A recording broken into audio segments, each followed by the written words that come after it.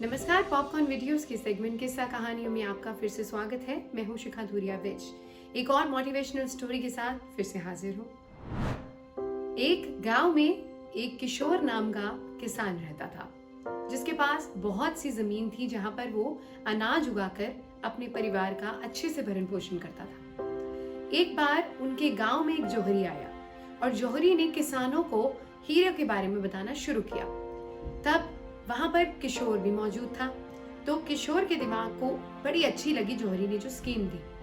जौहरी ने बताया कि अगर आपके पास हमारी पहली उंगली के आधे साइज का भी अगर आपके पास हीरा है तो आप राज्य खरीद सकते हैं पूरा, और इस उंगली के पूरे साइज जितना अगर आपके पास एक हीरा है तो आप पूरा देश खरीद सकते हैं। जौहरी की ये बातें किशोर के दिमाग पर असर कर गई।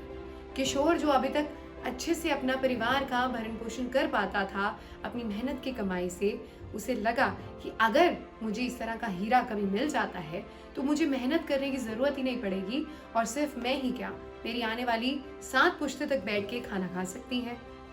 ऐसा सोचकर किशोर पूरी रात ऐसा कुछ सोचता रहा कि किस तरीके से वो हीरे की खोज कर सकता है, और उसके अगले दिन उसने निर्णय लिया कि वो अपने खेत को बेच देगा किसी और किसान को और खुद निकल जाएगा हीरे की खोज करने।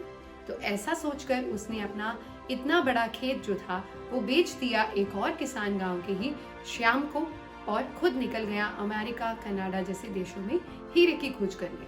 हालांकि कई देशों में भटकने के बाद भी जब किशोर को वो हीरा या जिस तरीके की हीरे की उम्मीद लेकर वो गया था वो नहीं मिला, तो मायूस हो गया और अपने देश वापस लौटने का उसने निर्णय किया।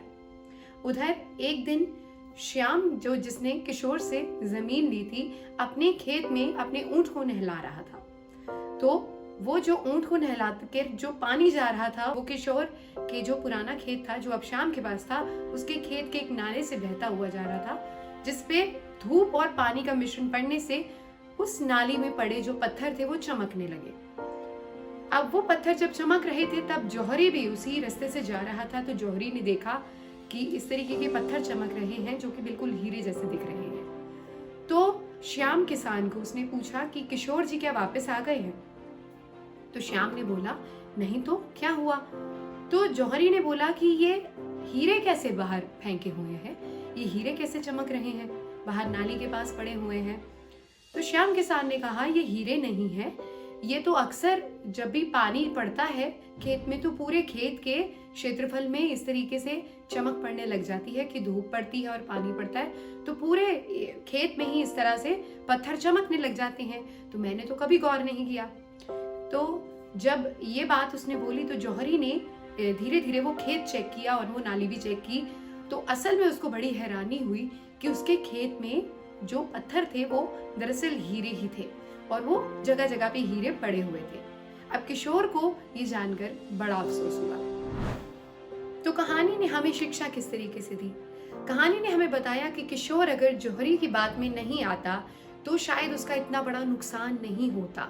उसके खेत में खुद ही हीरे मौजूद थे, लेकिन वो दर दर दुनिया दुनिया भटकता रहा उन हीरों की खोज के लिए। ऐसा ही हमारे साथ भी होता है। हमें कोई कुछ कह दे कि आप में ये चीज ये मौजूद नहीं है, प्रतिभा मौजूद नहीं है, आपके पास ये चीज मौजूद नहीं है, तो हम तरह तरह की जगहों पे जाते हैं, उस चीज को खोजते हैं, जबकि हम अपने आप को अपने उस चीज को अपने आप में टटोलने की कोशिश भी नहीं करते, लेकिन हम दूसरों की बातों में आकर कई बार उस चीज से हाथ धो बैठते हैं, उस चीज को हम ध्यान भी नहीं देते कि वो चीज हम में मौजूद है। मिसाल के तौर पर अगर आप में कुछ प्रतिभाएं हैं लेकिन आपने उसे एहसास ही नहीं किया कि वो आपके अंदर है, और आप बाहर जाके उनको सीखने की कोशिश कर रहे हैं, ढूंढने की कोशिश कर रहे हैं, तो वो आपका ही नुकसान है, आपकी कला का ही नुकसान है, आपकी हैप्पीनेस का ही नुकसान है। तो ज़रूर किसी की बात में आने से पहले एक बार ज़रूर सोचिए कि क्या पता वो चीज़ हमारे अंदर हमारे पास ही मौजूद हो। आपको ये स्टोरी कैसी लगी हमें ज़रूर बताइएगा कमेंट्स के माध्यम से। चैनल को लाइक कीजिए, शेयर कीजिए, सब्सक्राइब ज़रूर कीजिए, ताकि ऐसी अच्छी अच्छी स्टोरीज आगे भी आपके लिए लेकर हम आते रहें। धन्यवाद।